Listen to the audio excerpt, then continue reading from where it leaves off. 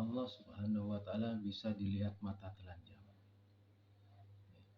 Ini topik yang di luar kebiasaan ya. Mungkin video ini yang pertama kali di Indonesia yang membahas tentang Tuhan bisa dilihat dengan mata telanjang. Selama ini pemahamannya adalah Tuhan tidak bisa dilihat dengan mata dohir kecuali sudah meninggal. Ya.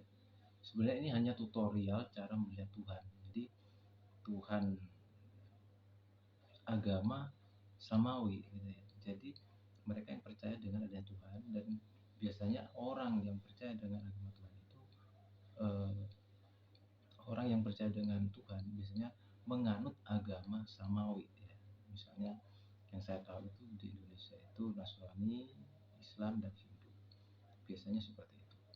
Nah, adapun tutorial ini adalah hanya cara untuk bagaimana kita bisa melihat Tuhan gitu. Tuhan dalam tanda kutip Tuhan yang menciptakan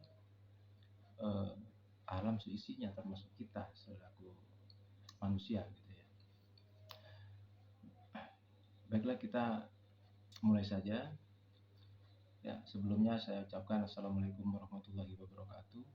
Salam sejahtera untuk kita semua. Om Swastiastu, Namo Buddhaya, salam kebajikan, salam Bhinneka Tunggal Ika. Bismillahirrahmanirrahim. Asyhadu an la ilaha illallah wa asyhadu anna Muhammadar Rasulullah. Allahumma sholli ala sayyidina Muhammad wa ala ali sayyidina Muhammad. Kembali saya katakan bahwa topik ini akan menjadi suatu topik yang tabu ya. Jadi sebelumnya saya ucapkan mohon maaf yang sebesar-besarnya yang kemungkinan konten ini nantinya akan dianggap kontroversi ya. Ibaratnya terlalu berlebihan. Mungkin nantinya akan di mata sebagian pemuka agama mungkin tidak etis mungkin. Karena pemahaman selama ini yang saya terima, terutama mungkin juga ada sebagian saudara-saudara yang menonton video ini juga merasakan hal yang sama. Saya mengangkat video ini, mengangkat konten ini adalah tujuannya satu, yaitu ingin keluar dari kebiasaan dulu. Karena pembahasan tentang Tuhan itu sampai saat ini, dari dulu hingga saat ini, terutama saat saya lahir sampai sekarang jadi tanda tanya gitu. Sebenarnya bagaimana sih sosok Tuhan? Kan begitu. Kita hanya tahunya 2 kalimat syahadat pada rukun Islam, ya kan? Mengucapkan 2 kalimat syahadat, asyhadu an la ilaha illallah wa asyhadu anna Muhammadar Rasulullah. Untuk wa asyhadu anna Muhammadar Rasulullah, saya bersaksi bahwa Muhammad adalah utusan Allah. Saya yakin. Karena apa? Satu, manusia. Yang kedua, Islam masuk ke Indonesia itu melalui para ulama melalui para sahabat, ya kan, atau orang-orang terdekat Rasulullah. Jadi ada orang yang melihat sosok Rasulullah, saya yakin, karena manusia. Tapi bagaimana dengan kalimat tauhidnya gitu, asyhadu an la ilaha illallah, ini yang menjadi tanda tanya. Bahkan jika kita membahas seperti itu di sebagian besar masyarakat kita itu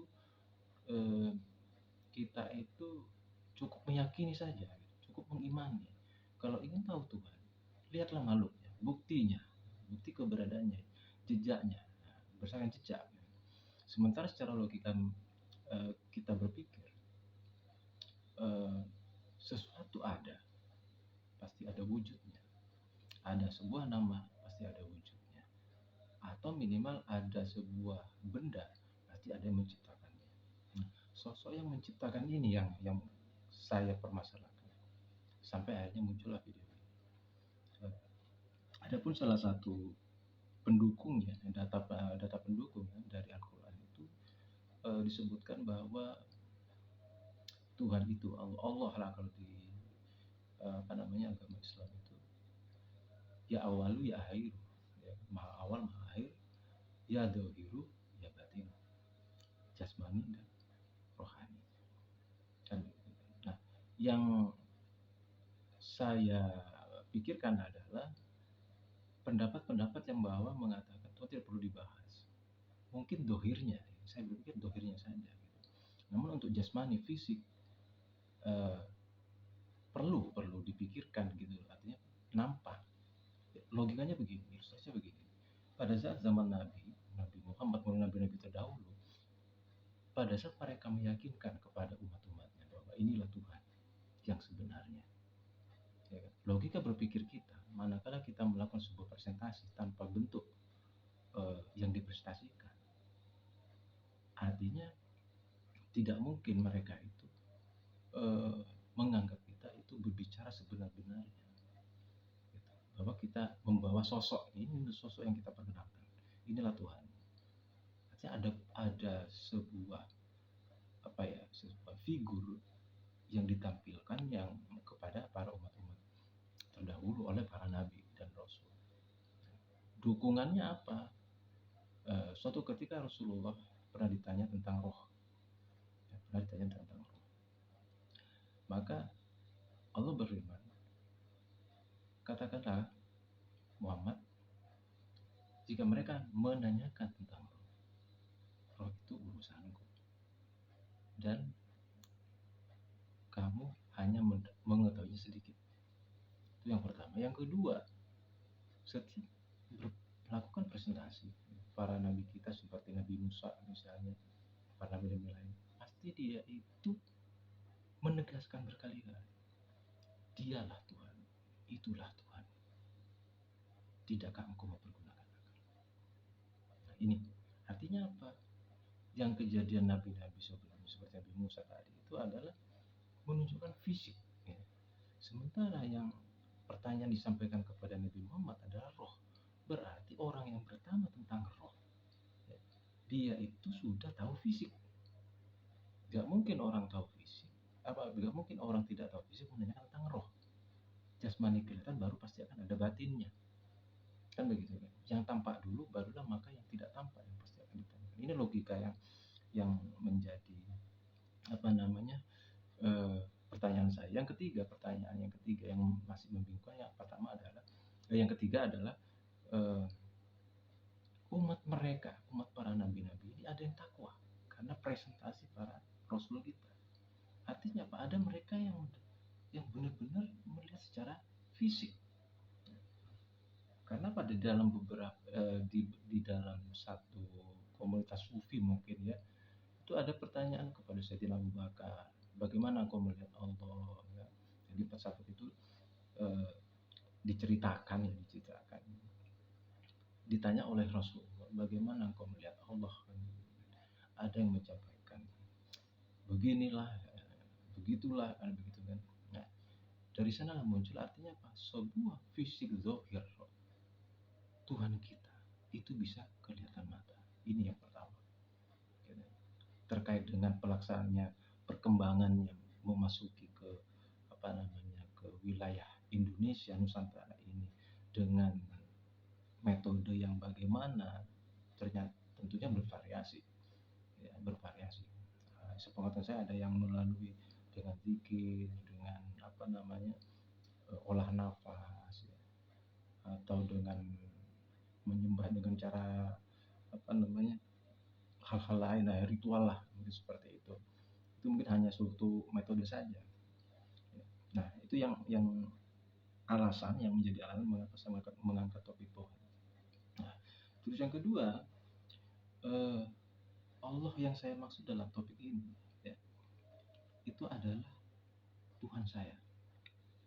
Ya, kebetulan nama Tuhan saya juga Allah. Ya, tapi mohon maaf, Tuhan saya ini, ya, yang akan nanti saya tunjukkan ke saudara-saudara sekalian yang menonton video ini, adalah itu Tuhan saya, yang kebetulan juga saya sebut Allah. Ya. Nah, kenapa saya bilang seperti ini? Karena belum tentu sesama Muslim memiliki sosok Tuhan yang sama. Gitu. Sesama Muslim memiliki sosok Tuhan yang sama. Gitu. Nama boleh beda, nama boleh sama, kitab suci boleh sama, tapi sosok ini belum tentu sama, gitu. Nah, jika sama, ya mudah-mudahanlah kita ini ibaratnya seiman, kan begitu. Artinya memiliki kepercayaan yang sama bahwa eh, Tuhan saya ini juga Tuhan saudara-saudara sekalian, gitu. Sama gitu. Kalau misalnya berbeda, oh Tuhan saya nggak seperti itu, ya saya pun mohon maaf. Ibaratnya anggap saja Tuhan saya ini adalah Tuhan percontohan, gitu. Tuhan yang saya yakini ini adalah Tuhan percontohan, gitu. Jadi abaikan saja. Ya. Namun bagi rekan-rekan yang merasakan hal yang sama atau masih belum menemukan Tuhan bagaimana, dan ini akhirnya dengan menonton ini video, maksudnya menonton video saya ini, muncul sebuah keyakinan bahwa kayaknya ini Tuhan saya, ya monggo silakan. Ya, saya tidak memaksakan semua saudara-saudara yang menonton video saya itu percaya bahwa Tuhan saya ini nantinya adalah Tuhan Anda.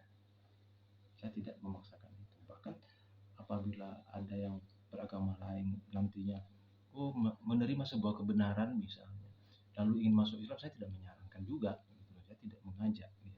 Tidak mengajak orang untuk pindah agama, tidak.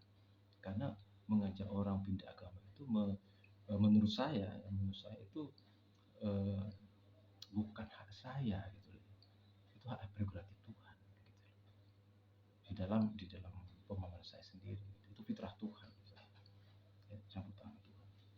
Oke. Nah, mungkin durasi video ini agak panjang. Tujuannya adalah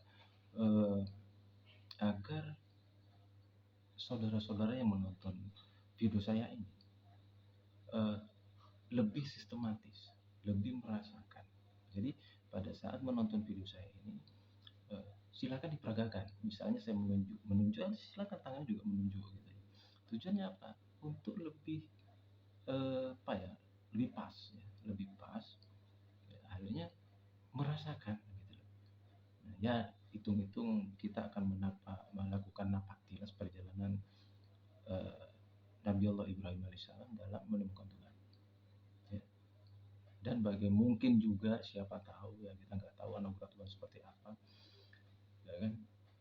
Mudah-mudahan kita menambah keyakinan kita. Oh ternyata kondisinya itu seperti ini. Oh ternyata itu begini. Nah satu contoh kejadian Nabi Musa nih. Kejadian Nabi Musa pada saat ingin melihat wajah Allah, ya, melihat diri Allah ini, Allah berfirman, jika engkau melihat gunung itu masih tampak, maka engkau akan bisa melihat diriku. Jadi kalau gunung ini masih kelihatan oleh Nabi Musa, maka Nabi Musa ini akan bisa melihat Allah Subhanahu wa Ta'ala. Nah, pada saat Allah Subhanahu wa Ta'ala menunjukkan keberadaannya dirinya dan gunung ini terbakar, Nabi Musa ini pingsan. Pada saat sadar langsung bersujud kepada Allah dan mengakui bahwa tidak ada Tuhan selain Allah. Yang jadi pertanyaan sebenarnya adalah, sampai sekarang Nabi Musa ini posisinya di puncak atau berapa kilometer dari bukit ini? Ini yang juga aneh, gitu loh. Aneh. Karena apa? Gunung Semeru aja meletus, korbannya banyak. Gunung Merapi banyak korbannya. Tapi kenapa? Apakah hanya karena dia seorang nabi? Kan begitu kan? Mungkin karena kemujizatannya. Ya. Jadi pemahaman ini sementara itu ditutupi dengan sesuatu yang gaib. Ditutupi dengan sebuah kemujizatan yang tidak bisa dinalar oleh manusia, akal manusia. Satu contoh Nabi Ibrahim. Ya, Nabi Ibrahim. Ya. Sesuatu yang luar biasa. Api tidak bisa membakar kulit Nabi Ibrahim. Ini contohnya. Nabi Musa pun ibaratnya tahan dari ledakan. Bolehlah seperti itu, boleh. Nah, namun harapan yang kita ingin ketahui ke depannya, barangkali apa iya benar, kan begitu. Barangkali setelah melihat video ini, saudara-saudara sekalian itu diberi anugerah. Oh ternyata perjalanannya Nabi Ibrahim itu begini, perasaannya Nabi Musa pada saat melihat Tuhan itu seperti ini, kan gitu. Kita nggak tahu anugerah-anugerah yang akan diberikan oleh Tuhan, karena Tuhan adalah sumber ilmu, ya, sumber ilmu semuanya. Ya. Jadi itu yang apa namanya yang saya maksud dalam video ini, nama Tuhan itu tadi. Terus yang ketiga, kemungkinan adanya reaksi, ya, reaksi. Manakala saudara-saudara sekalian menonton ini mengalami sebuah entah keyakinan atau sudah mulai agak percaya, ya, biasanya nih, ada dua orang. Orang yang pertama adalah orang yang merasa rindu sama Tuhan. Orang merasa rindu sama Tuhan. Biasanya efeknya ke badan itu kan gimana, namanya orang rindu, orang kangen kan gitu. Gimana gitu ya. Itu efeknya kadang menangis, malu, pingsan. Bisa jadi pingsan gitu. Atau ya mungkin pingsan seperti kejadian Nabi Musa kali ya. Gitu. Atau tubuh terasa terdiam sejenak gitu. Terus kayak fresh start. Ya karena rasa rindu begitu tahu Tuhan yang saya ini dianggapnya Tuhan, akhirnya oh ini baru ketemu Tuhan, ibaratnya seperti itu, ya. Nah, namun bahkan mungkin juga ada yang meninggal, wallahu a'lam, ya. Jadi kejadian yang pingsan, yang ibaratnya yang ekstrim lah, seperti meninggal, yang jelas itu di luar tanggung jawab saya.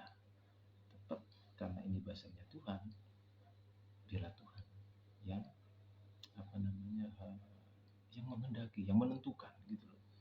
Karena rezeki, jodoh dan mati, ajal itu hak Tuhan gitu loh. Nah, kalau bisa sampai terjadi meninggal setelah menonton video ini, saya yakin husnul khotimah, karena kita membicarakan masalah Tuhan dan Tuhan kita sesuai yang di dalam Al-Quran. Harapan saya seperti itu, tapi wallahu a'lam, semua tergantung dari Allah. Yang jelas saya bukan paranormal yang bisa menyembuhkan orang ini, bisa menghidupkan orang ini, bukan. Saya bukan orang sakti, ya. Saya bukan orang ahli agama, ahli bahasa Arab, bukan. Saya hanya orang biasa, ya. Orang biasa yang berpikir secara logika, ya. Itu yang apa namanya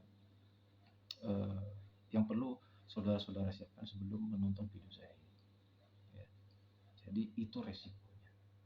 Namun ini juga merupakan sebuah tantangan keimanan kita kepada Allah, ya. Keimanan kita kepada Allah, percaya nggak gitu bahwa semua itu adalah kuasa Allah, gitu ya.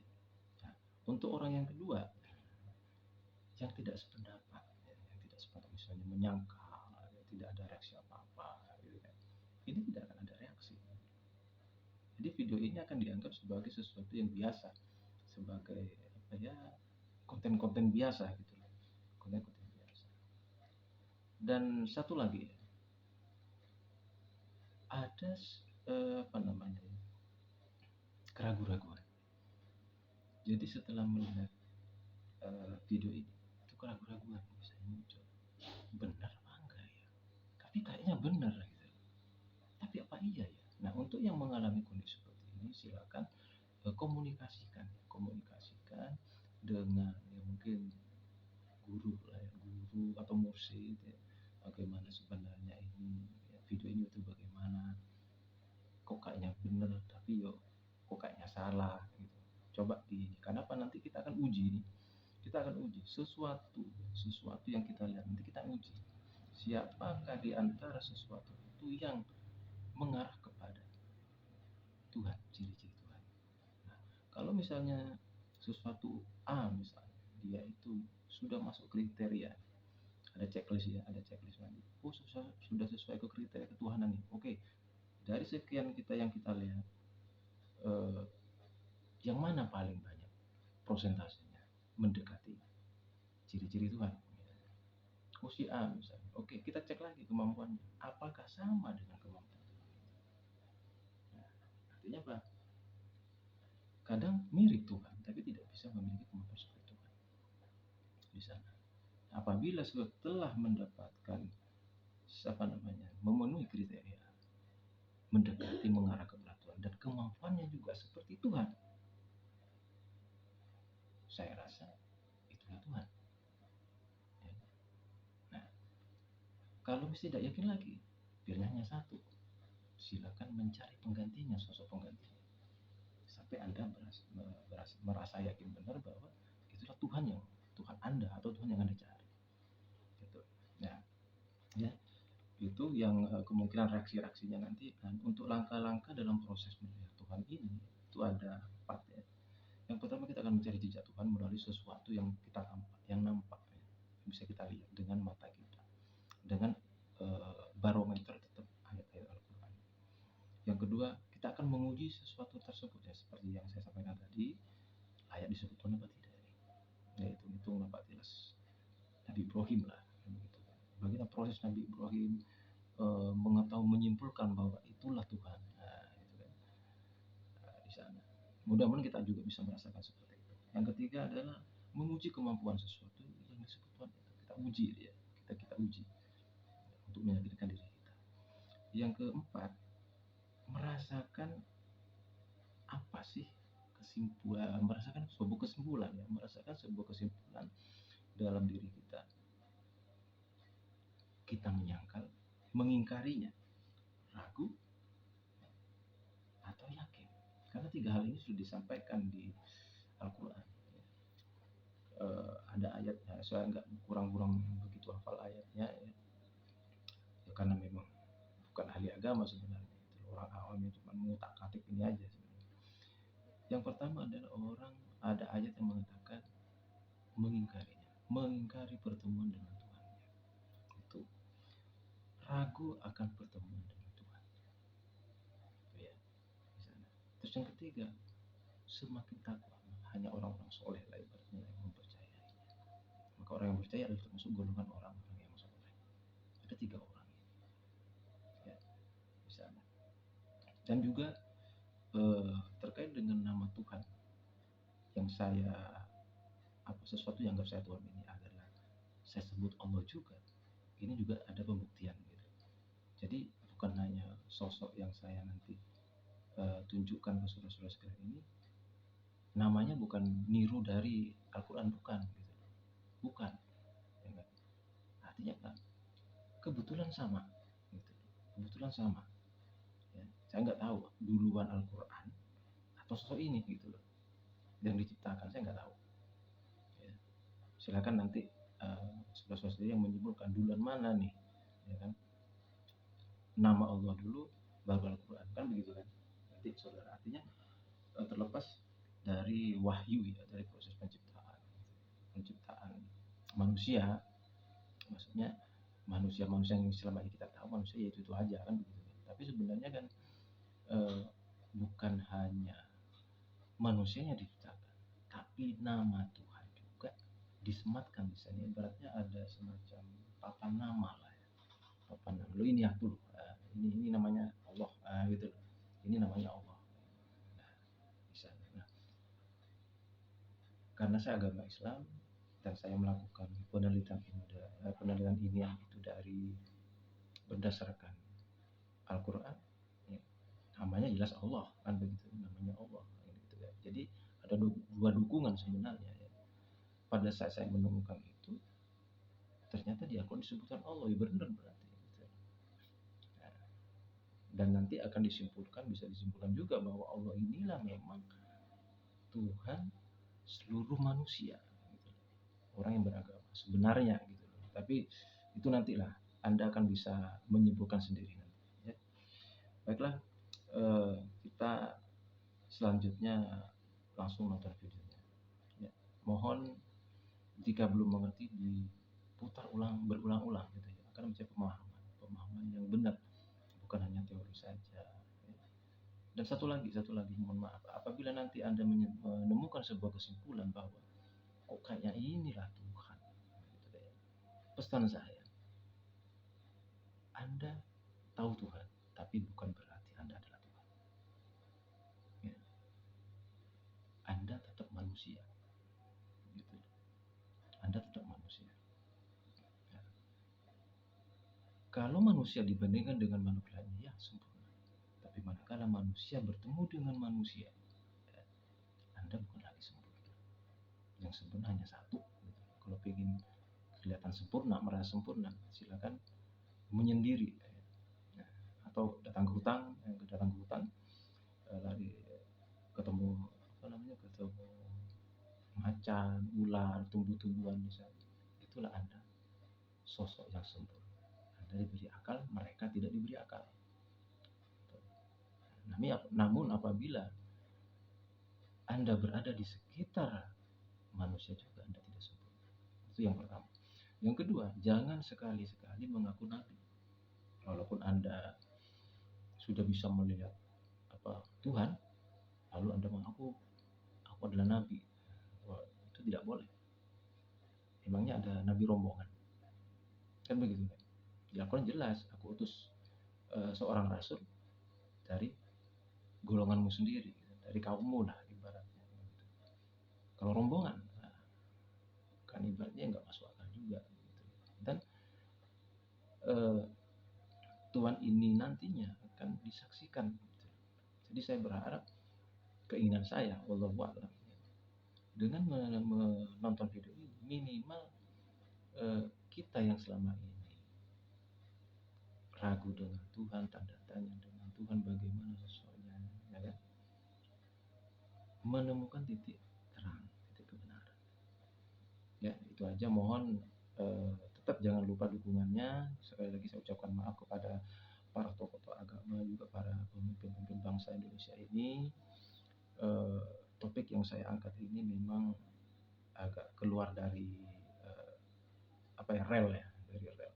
Namun saya yakin jika ini tersampaikan, ini diterima dengan benar dan mendapatkan hidayah dan petunjuk dari Allah Subhanahu wa taala, akan merubah peradaban Indonesia ke depan. Karena kita tahu Tuhan adalah sumber ilmu. Semua ilmu dari Tuhan. Ya, bisa. Mari kita langsung ke videonya.